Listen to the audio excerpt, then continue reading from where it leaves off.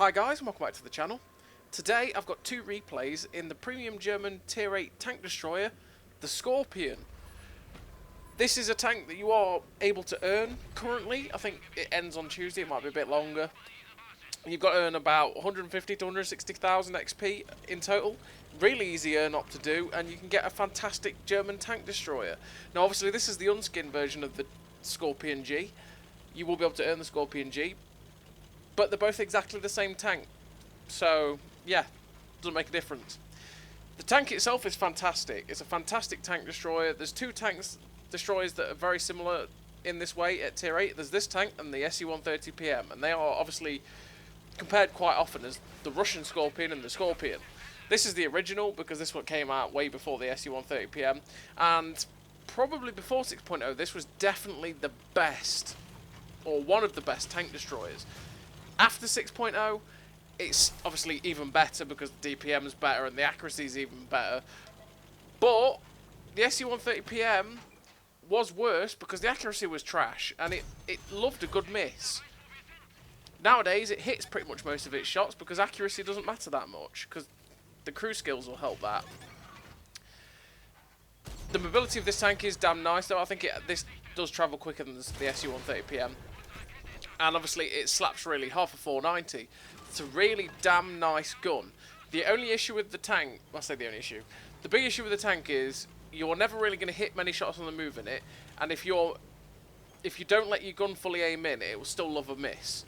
And that was the most frustrating thing about it for me, before 6.0 as well especially, is the fact that it had 0.3 accuracy, but it never really felt like it for me personally. I know other people have loved it, like Turkey used to say the gun's fabulous, it works every single time for him, but for me I'm just sat there like fully aimed shot hits floor next to tank, and it's just frustrating. Whereas the SU-130 PM used to do that as well, but the thing is it had 0.37 accuracy, so I expected it of it, and I still slapped for 520 alpha. I do like the SU-130 PM because of how hard it slaps, and even that extra 30 damage means you roll higher and stuff like that. It just felt nicer, and I do prefer that, to be honest. Out of the two tanks, I would say that the SU-130 PM these days is probably better because its weaknesses have been negated by the crew skills and the changes that 6.0 brought. I would say that's probably better than the Scorpion is now, but the Scorpion, that doesn't mean the Scorpion's a bad tank. The Scorpion is a fantastic tank. So what do I run in terms of the crew?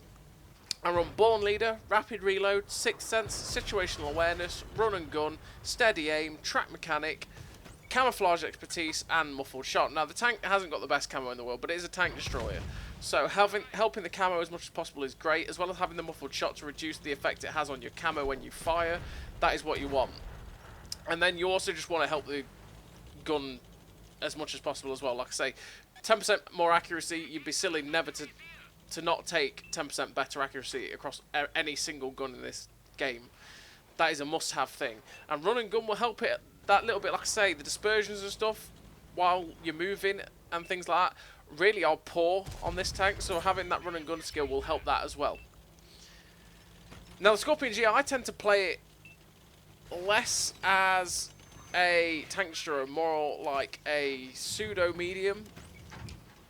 I couldn't recommend playing it this aggressively all the time, because I am very aggressive in this tank. I do stupid things. So like this, we're taking on a tank destroyer, a tier 9 medium tank here. We slap one straight into his lower plate, he hits us, and this is it. We're just going. We're going to make sure we get this shot in, slap another one in. I mean, look how much health we're taking off him. We break his engine. The friend behind us ends up shooting him. We know we can take another hit here. I was hoping to possibly get up before he's reloaded, but unfortunately he puts another one in. But we do shut him down because our friend shot him from behind us, put him on 423 health. That meant we could roll high enough to kill him. Now obviously before 7.1.1 with the minus, was it plus 10%, minus 25% RNG, we probably wouldn't have actually killed him there. And that's one of the changes that's really nice with the plus 20, minus 20 balanced RNG, the fact that we actually could count on the fact that we were 99% or 90% of the time going to roll high enough to kill him, and we did. We found the back of this T95, we get a nice shot into his side. We'll get English right there, and now he's getting wrecked. I'm going to see if I can run down to get a shot into him, but I can't quite do it. And instead we're going to head towards where the last few remaining enemy tanks are spotted. And As we come around this corner, we get surprised by this T-43. I panic a shot and snap it because I think he's looking somewhere else. And it was first time spotted, by the way, and that's because he's AFK. He's driven to a position, he's either DC'd or he's just because he's bottom tier given up. One of the two. So we're just, well, we'd be silly not to turn down 3 damage, right? And we shut down the T-43. We're up to 5.6k damage, which is a great game for a tier 8 tank destroyer. Actually, that's a fantastic game for a tier 8 tank destroyer. And we're just going to run after the medium tank that's spotted over there now and hopefully, possibly get over to the Dragon to get another shot in.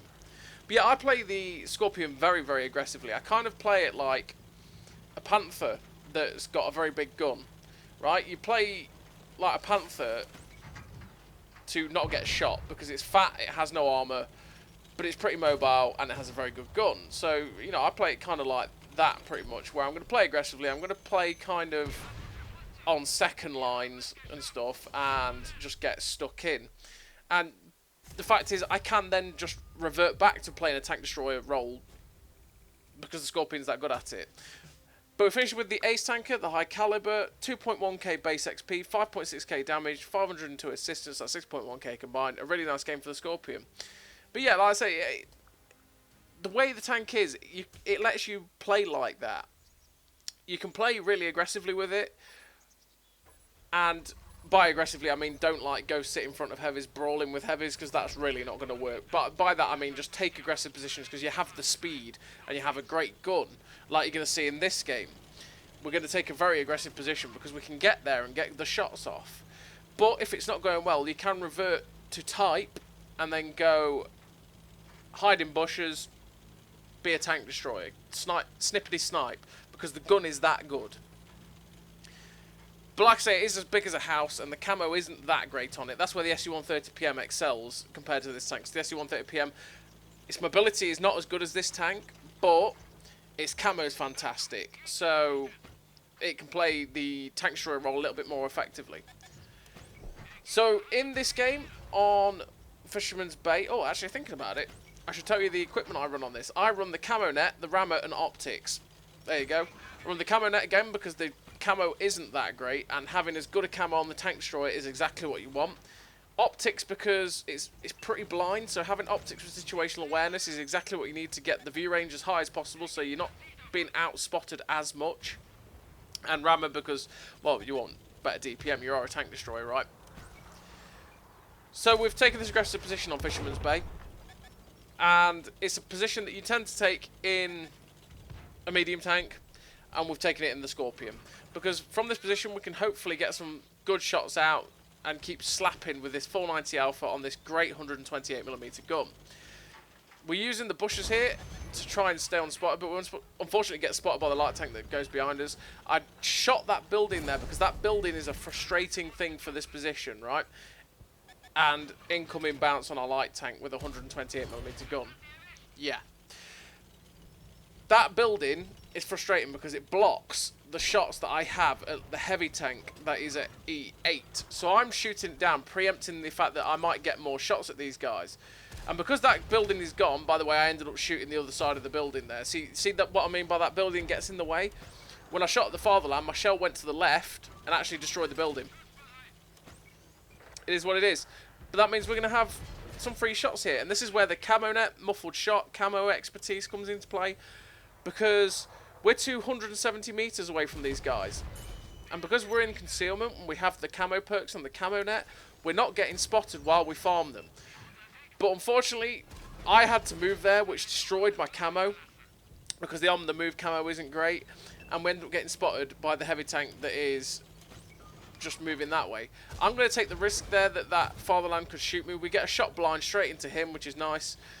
And we're just going to pull back and see if we can get some shots at this oh-ho now.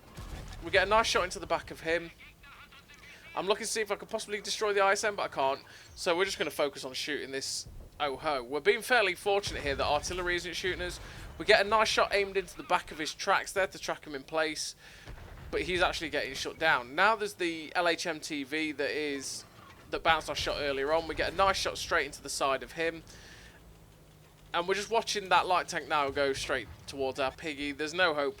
There's no hope of saving that piggy from us. So we're going to now pull forward to see if we can get another shot at the fatherland.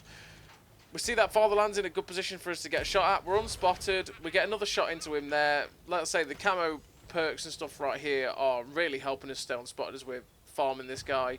But he unfortunately pulls back behind the buildings. Now there's this T-44 in the middle, so I'm kind of hoping I might be able to pull out on this T-44, catch him unawares, and get a shot into him and slap him with a big gun. So if we get a nice shot into him, I pull back behind the buildings while I'm reloading. I'm still detected though, so it's kind of like, I wonder what I was looking at. It's probably still the T-44. I risk it for a biscuit. I know I've got the health. I take the hit to slap another big hit into the T-44. I mean, it's good trades, right? I mean, at the minute we aren't doing well as a team. There's artillery. The teams are equal, but so really risking our health is not a good idea. But it is what it is. I knew I could take the health and, like I say, take the hit. Sorry, and I say it was good trades with the T-44 because really he hit me for like 250, 260. I took nearly 1,000 of his health. Trades, effective trades. You never want to take a trade where you shoot someone for like 500 and then end up taking 800-900 damage in return. That's just that's a bad trade, and you know it's not what you want to do. It's what your hit points are there for, trading. If you can take a hit and you have lots of health, but you could also basically take someone out of the game with it, do it. So we're looking at the shot for the Vanguard there. Unfortunately, we miss it. I mean, he went blind, he went unspotted, so we were never going to get it. Now there's the ISU down below. So we're just going to pull into a position where we can get it. Snap the shot in, finish him off. Their artillery gets finished off as well, and we finish that game with a nice total and the victory. So we finish with the victory. 3 kills, 5.4k damage, 263 assistance, ace tanker, high caliber, 975 base XP, and 5.5k combined. Really nice game, and a tank that is very, very good. Honestly, I think the Skorpion is a fantastic tank. It's one that I don't... It used to annoy me so much that it's kind of spoiled a little bit for me because, like I say, the gun's supposed to be super accurate, but it loved a miss. But all in all, it's going to be a great tank for everyone to earn for free. Most people would probably have earned it by now. And yeah, so I hope you enjoyed the video. And as always, everybody, thank you very much for watching. I'll see you next time.